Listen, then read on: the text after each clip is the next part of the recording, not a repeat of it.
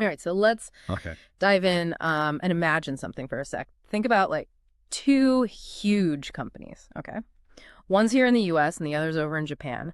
They're trying to finalize this merger worth billions of dollars. They've spent years, going back and forth negotiating due diligence, just mountains of paperwork. It's all come down to this final moment. Yeah. But here's the thing, right? Underneath all those valuations of assets and predictions about synergies, there's this silent but potentially like deal-breaking factor, the exchange rate. Yeah. The exchange rate between the US dollar and the Japanese yen. Right. What happens if, let's say in the weeks before everything's supposed to be signed, the yen suddenly gets way stronger compared to the dollar? Oh, yeah. For the US company trying to buy the Japanese company, that Japanese company just got a whole lot more expensive if they're thinking in dollars. Yeah, exactly. But on the flip side, if the yen weakens, well, that could be like a surprise bonus for the U.S. buyer, right? Mm-hmm. And we're not talking about chump change here. We're talking potentially hundreds of millions of dollars swinging back and forth just because of how the currencies are moving. It's enough to make or break a deal even at the highest level. I mean, you can see how this could be a really big deal. Absolutely. And what's really interesting and what a lot of people miss when they look at these massive deals is that the executives involved aren't just watching these currency things happen. They're actually thinking about them super strategically and even using them to their advantage. You're right. It's like a high-stakes game, isn't it? Yeah, it is. They're trying to predict and even sometimes influence how things will play out financially by using the whole currency angle. Exactly. And I bet you, our listeners, you guys probably read about these big international mergers and acquisitions in the news all the time. Right? Oh, yeah, for sure. So today we're going deep on a really important part of all this. The role of the U.S. dollar and the strategy some people call currency arbitrage in these big cross-border deals. Yeah. We're not going to get super granular and pick apart one specific case today, but think of this as us giving you like a behind-the-scenes look at how the big players think about the U.S. dollar when they're setting up and negotiating major international mergers and acquisitions and partnerships and buyouts. Right. We've pulled insights from a bunch of different sources like economic analyses and financial reports and strategic outlooks to try to give you the core understanding of what's going on. And, if we zoom out a little bit and look at the bigger picture of global finance, the U.S. dollar isn't just one currency among many that are traded. Yeah. It's the dominant one. It's the one that's used for most international transactions, and central banks all over the world hold on to a lot of U.S. dollars as a reserve currency because it's considered safe and it's easy to use. It's like the go-to currency, right? Yeah, exactly. And it's constant demand for dollars. Yeah. That's what really gives it that global power. Yeah, and to understand how we got here, it's important to look back a bit. Historically, the dollar was tied to actual physical things like gold. But in the 1970s, they moved away from that gold standard, and it became what's called a free-floating currency. So now its value mostly depends on market forces, how much is out there, how much people want it, global economic activity, investments, and things like that. So much more complex than it used to be. Oh, for sure, yeah. But this change to a free-floating system, it brings in this whole element of uncertainty and volatility. Exchange rates aren't fixed anymore. They move up and down sometimes by a lot. Yep.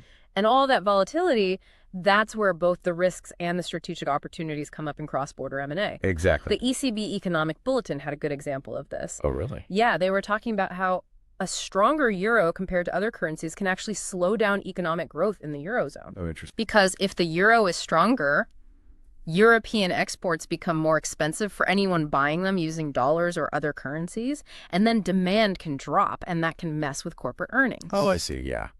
Now, let's flip that around and think about deals happening in U.S. dollars. So say a U.S. company is looking to buy a company in Europe. Okay. And the euro starts getting stronger compared to the dollar right before the deal is supposed to close. Right. Suddenly, that acquisition becomes pricier for the U.S. buyer because they're paying in dollars. What they thought was a good price based on the exchange rate earlier might not be so attractive anymore. It's a moving target, right? Totally. And that's where negotiating power comes in. Put yourself in the shoes of the lead negotiator for that U.S. company. Okay, yeah. You've been watching the euro climb 10% higher since you first agreed on the deal. Now you're looking at a situation where that European company basically costs 10% more in dollars. You'd probably use that change to try to renegotiate the price, right? Hey, yeah. You could argue, hey, the European company itself hasn't really changed in value. It's just the exchange rate that's different. So the original price doesn't make sense anymore given how the currencies are now. Exactly. And, savvy executives aren't just reacting to what the exchange rate is today. They're thinking about where it's likely to go in the future. If everyone thinks the dollar is going to get even stronger compared to the other company's currency in the coming months or years after the deal is done, the acquiring company might take that into account right from the start when they make their first offer. They're trying to build in a discount almost, right? Yeah, almost like they're getting a head start because they think the currency is going to move in their favor. That's really strategic.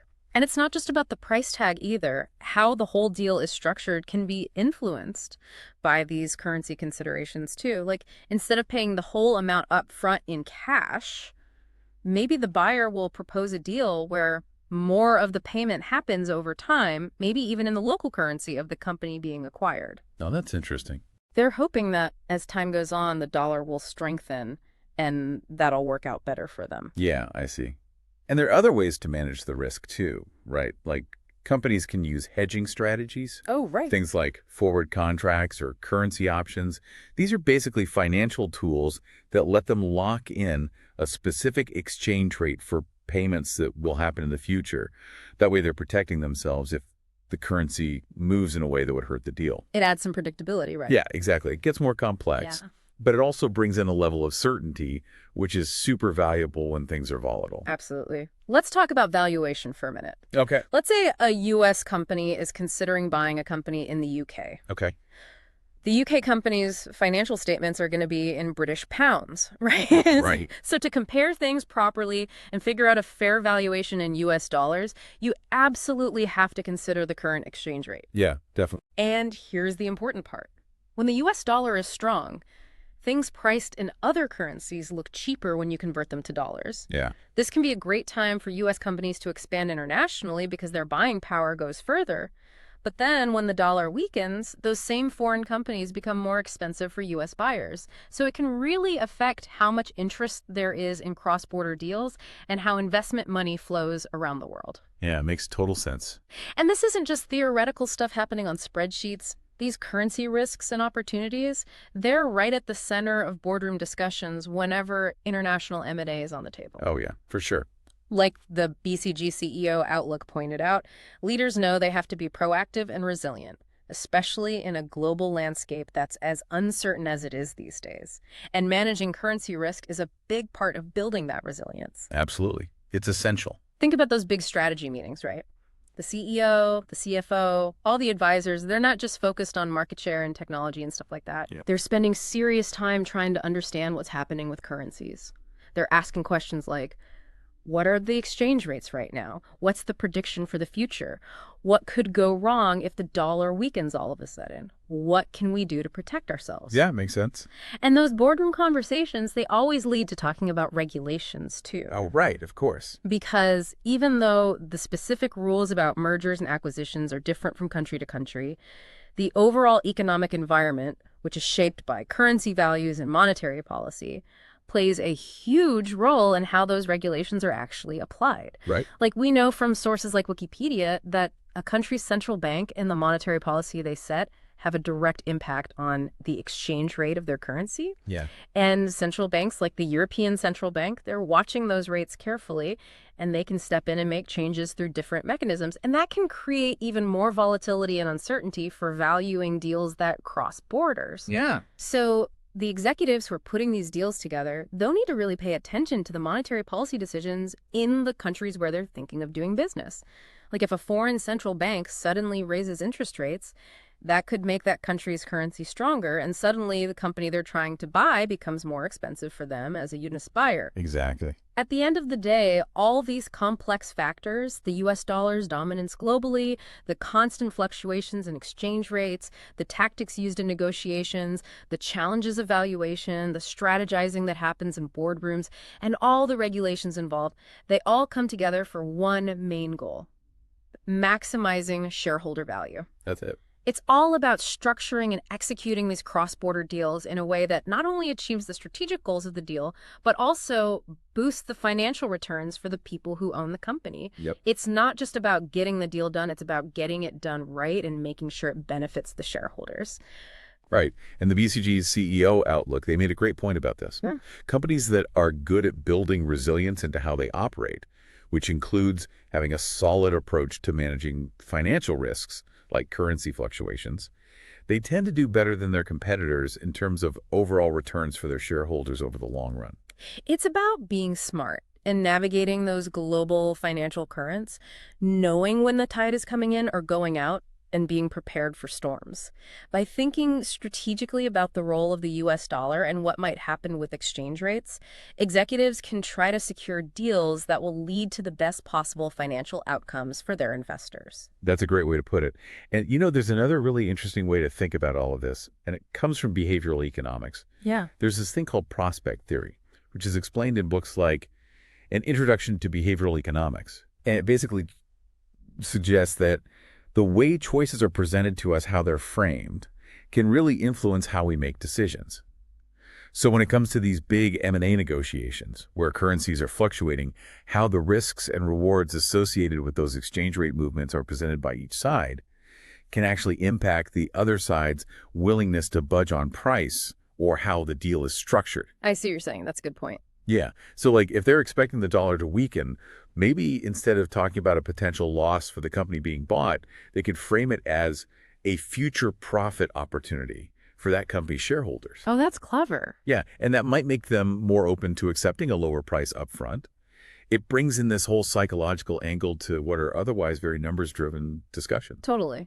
So to sum up everything we've talked about, the U.S. dollar continues to be a major player in international mergers and acquisitions. Yeah.